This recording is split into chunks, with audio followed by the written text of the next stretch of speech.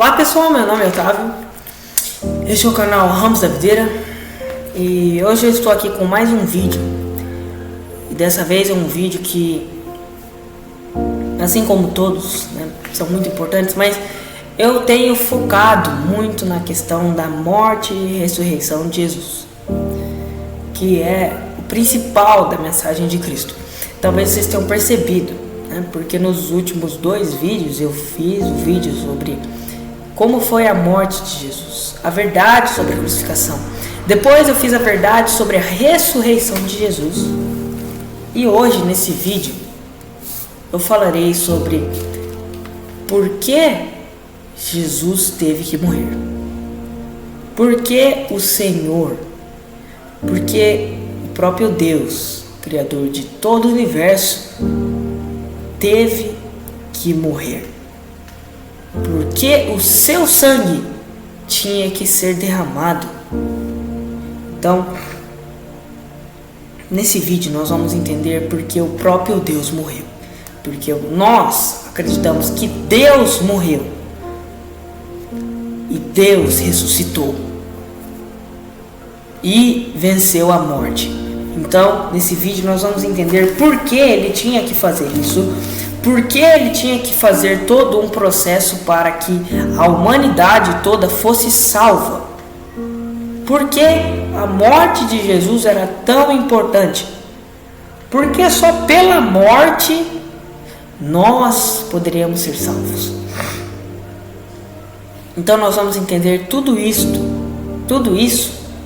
nesse vídeo. Como eu repito nos vídeos, talvez quem já me acompanha, recomendo que você tenha uma Bíblia ao seu lado, ou uma Bíblia virtual, ou de preferência esse tipo de Bíblia, que você pega em folha e você marca alguma coisa, não sei, para você anotar, sei lá, ou simplesmente preste atenção no que eu vou dizer. Recomendo também, que você, assim, reforçando, que você realmente preste atenção na mensagem. Se você estiver fazendo alguma coisa, não sei, mas tente se concentrar, entender e se colocar no lugar de Jesus. Outra coisa, rapidamente, por favor, deixa o like, compartilhe, se inscreva no canal, ajuda muito, porque o YouTube é dessa forma. Se você não faz isso, você não consegue me ajudar e eu não consigo levar a mensagem de Deus às pessoas. Se você dá like, compartilha, se inscreve, faz tudo isso, ativar o sininho, você consegue me ajudar a levar a mensagem de Deus. Então, querendo ou não, você faz parte da obra, porque isso é uma obra que eu estou fazendo, só que pelo YouTube. Eu estou levando a palavra de Deus às pessoas. Então, quando você faz isso, você consegue me ajudar e fazer parte disso também. Dito isso, vamos à mensagem. Vamos entender o princípio de tudo e a questão da lei. Da lei de Deus, que envolve a morte. Porque vejamos, o próprio Deus estabeleceu em sua lei, que era necessário a alguém ou algo morrer. Então, você que está me ouvindo vai entender melhor isso quando eu for explicar. Vamos em Levítico, no capítulo 1, eu vou ler Levítico a todos vocês, que é a antiga lei, dos judeus. É a lei de Deus, na verdade, Não vamos colocar como a lei dos judeus, é a lei do próprio Senhor. A lei de Deus ainda existe e é a antiga aliança. A lei do Senhor ainda vale, ainda existe. Porém, a lei de Deus só vale para aqueles que não estão dentro da nova aliança que foi feita com Jesus. Aqueles que não aceitaram a Cristo estão debaixo da lei, e é impossível ser salvo pela lei. Ainda mais porque agora existe a nova aliança que não aboliu a lei, porque a lei ainda é aplicada, mas a partir do momento que você aceita a lei, a partir do momento que você aceita Jesus, a lei não tem mais poder sobre você. E eu vou explicar como funciona isso. Então, Levítico capítulo 1. O Senhor chamou Moisés ao tabernáculo e lhe disse. Então Deus falou, Moisés só repetiu. Fale o seguinte aos israelitas: quando alguém de vocês oferecer sacrifício ao Senhor, escolha um animal do seu gado ou do seu rebanho de ovelhas. Se uma oferta queimada, no caso o holocausto, for de gado, deverá ser usado um macho sem defeitos físicos. Preste atenção nisso. Não poderia ter defeito. Traga o animal à entrada do tabernáculo para que seja aceito pelo Senhor. Aquele que estiver fazendo a oferta colocará a mão sobre a cabeça do animal. Então, a pessoa que estava entregando o animal, no caso o boizinho, colocaria a mão sobre a cabeça do animalzinho, tá? Para que seja aceito no seu lugar. Então, é como se a pessoa, ao colocar a mão sobre o animal, passava o seu pecado para aquele animal. Vamos dizer assim, eu vou explicar melhor para vocês. Ou seja, o animal é sacrificado sofrendo no lugar do homem o castigo dos seus pecados. E o homem fica livre do castigo desses pecados. O homem matará o touro ou o novilho diante do Senhor e os descendentes de Arão. Os sacerdotes apresentarão o sacrifício ao Senhor, borrifando, ou derramando sangue em todos os lados do altar que está à entrada do tabernáculo. Isso é a primeira parte do processo, é o principal. Então, o animal não poderia ter defeito algum. Aqui foi o gado, mas poderia ser carneiro, cabrito, poderia ser rolinha, um passarinho. Então, há algumas diferenças na lei que explica, dependendo do tamanho do animal, o tipo de animal, como deve ser o animal. Porém, eu não vou ler toda a parte da lei.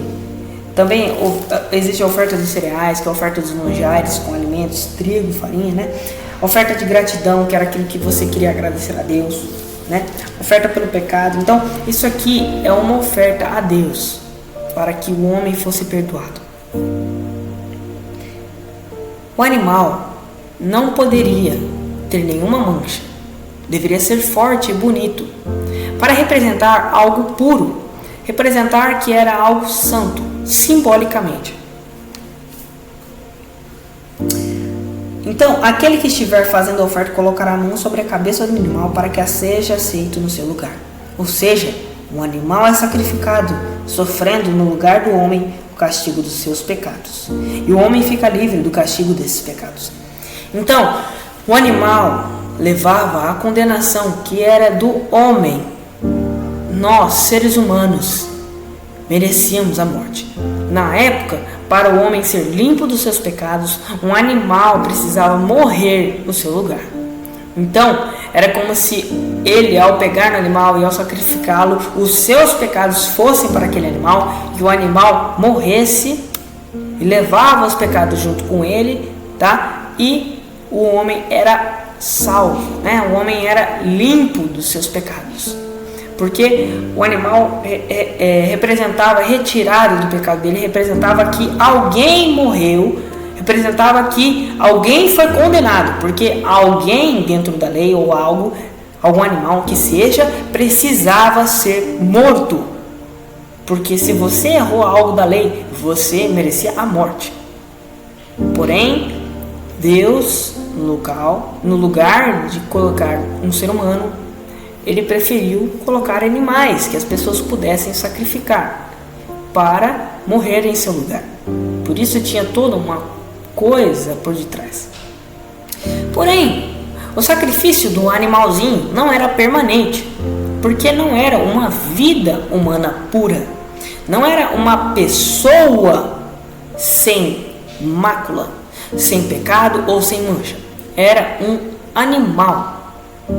É diferente de ser humano. O ser humano é diferente. Ele é a obra-prima de Deus. Um animal não.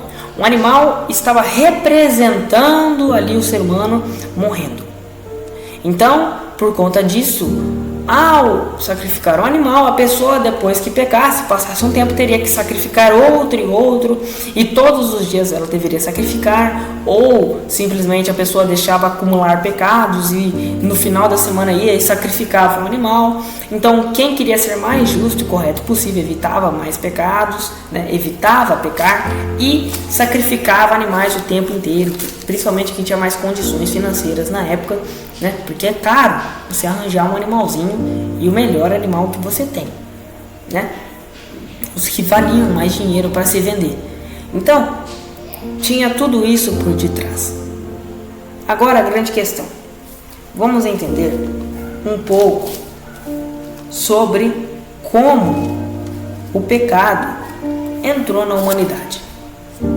Vamos entender um pouco. Você já deve saber que foi, né, qual foi o motivo, mas vamos entender melhor. Vamos lá. Vou dar uma pausa já para eu achar o texto. Tá, encontrei aqui. Em Gênesis capítulo 3, versículos 6 e 7 diz o seguinte: a mulher ficou convencida, reparando na beleza daquela árvore, que sua fruta era agradável ao paladar e atraente aos olhos. Vou só deixar claro que não era uma maçã. Geralmente os desenhos, as histórias colocam uma maçã, mas isso é uma heresia absurda, tá? Que esquecem de deixar claro que aquilo é uma representação, mas era um fruto desconhecido que não se sabe como era. Então vou ler novamente. A mulher ficou convencida, reparando na beleza daquela árvore, que a sua fruta era agradável ao paladar e atraente aos olhos. Além de lhe dar entendimento, tomou a fruta e comeu-a. Depois ofereceu ao seu marido e ele também comeu. Os olhos de ambos foram abertos e perceberam que estavam nus. Foram então juntar folhas de figueira para cobrir-se. A partir desse momento, o pecado foi introduzido no mundo. Por que era tão errado comer o fruto? O problema não era o fruto em si. A questão foi a desobediência. O homem, nesse momento, que era um ser puro, se contaminou, porque desobedeceu ao único mandamento que Deus havia entregue ao homem: não comer o fruto. Então, a partir desse momento que o homem comeu, porque o homem era o líder e é o líder, a mulher comeu e foi errado. Mas quando o homem comeu, porque ele tem a questão da liderança, tá? Que hoje tanto o mundo quer tirar do homem, não sei o que não é bem assim. O homem tem a tendência de liderança. E na palavra nós entendemos que pelo motivo do homem ser o líder, ao comer fruto, o mal se estabeleceu. Então, quando o homem comeu o fruto, ele pecou contra Deus, ele errou e perdeu sua pureza. Então, por meio de um homem, toda a humanidade foi condenada. E a única forma de mudar isso seria se viesse outro homem puro, sem pecado, e morresse no lugar de todos. Então você agora está começando a entender. E o mais interessante é que passa-se um tempo e o próprio Deus profetiza que ele viria. A partir do momento que o homem come, passa um tempo, eles conversam um pouco e Deus já disse que ele viria. Vou mostrar para vocês. Em Gênesis capítulo 3, no versículo 15, diz o seguinte: de agora em diante você e a mulher serão inimigas. No caso, a serpente e a mulher. O mesmo ocorrerá entre a sua descendência e a descendência dela. O descendente da mulher esmagará a sua cabeça e você ferirá o calcanhar dele. Então aqui Deus disse que o descendente da mulher esmagaria a cabeça da serpente. O descendente é Cristo. E ele foi vir depois de milênios, depois de muitos e muitos anos, Jesus foi aparecer. Então, o principal motivo porque Deus tinha que morrer. Jesus tinha que morrer para que toda a humanidade fosse salva. Mas como assim? Jesus, sendo Deus e ser humano também, ele foi puro e nunca pecou, nunca errou. Ele representava aquele animalzinho sem mácula, mas dessa vez ele não era um animal. Dessa vez era um ser humano verdadeiro, que nunca havia pecado. E ele, quando fez aquilo com consciência e morreu e teve o seu sangue derramado como o animal que morria, e ele fez aquilo conscientemente para salvar a humanidade, ele foi no lugar de todas as pessoas do mundo. Porque, preste atenção, era para todas as pessoas do mundo serem condenadas. Para Deus não matar toda a humanidade e acabar com a criação, porque todos pecaram, todos erraram e estão afastados da graça de Deus. Para ele não fazer isso com o ser humano, com toda a humanidade, ele decidiu.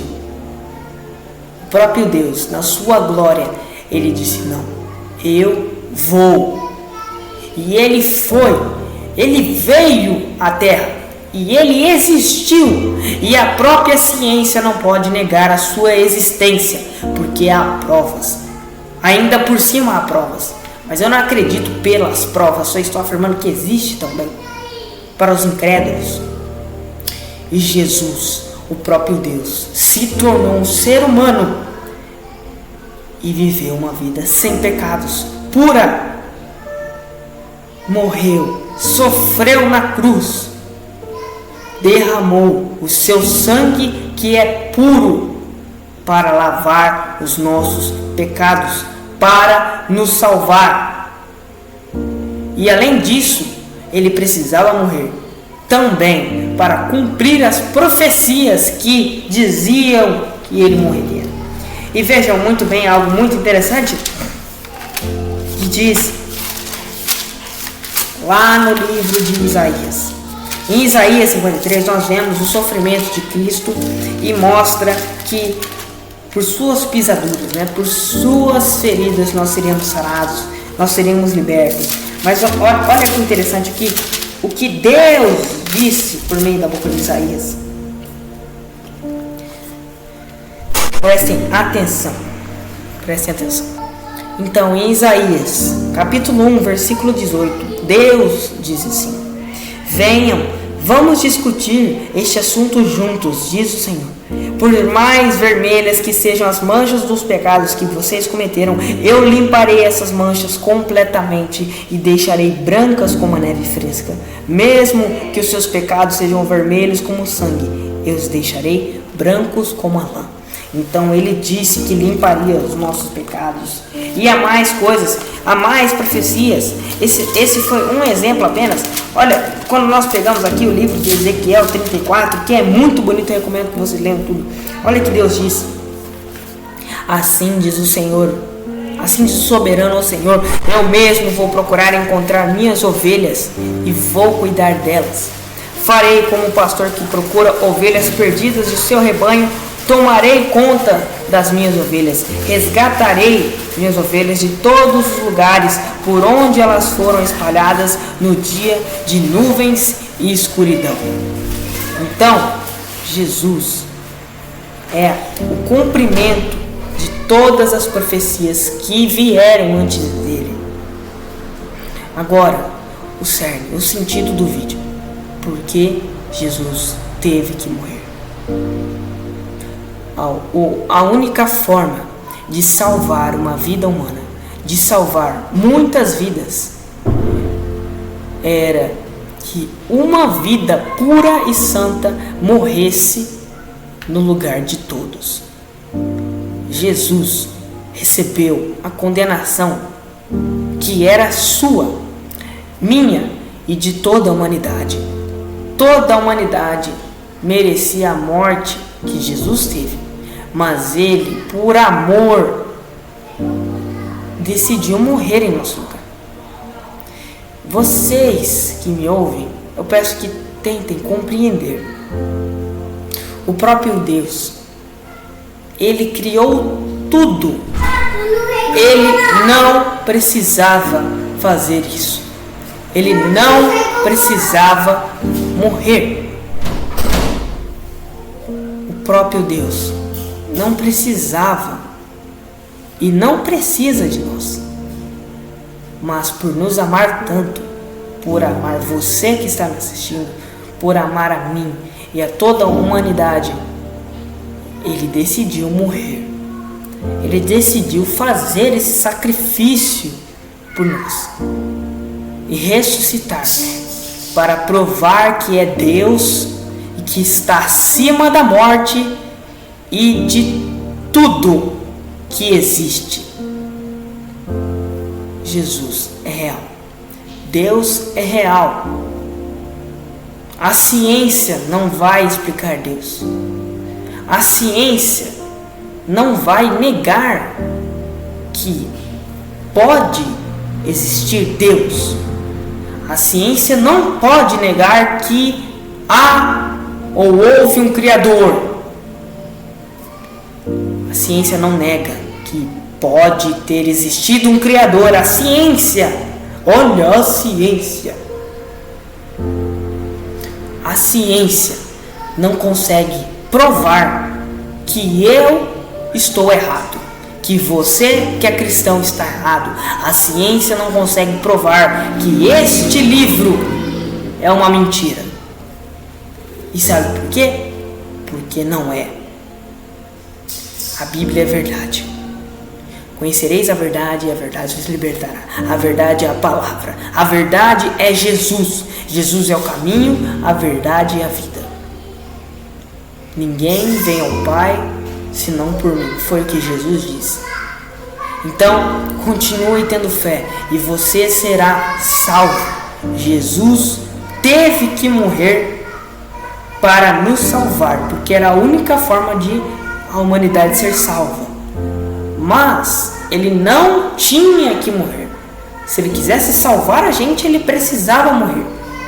Mas ele não precisava. Ele poderia ter decidido não nos salvar. E isso não seria egoísmo, isso não seria errado, isso seria justo, porque nós o traímos.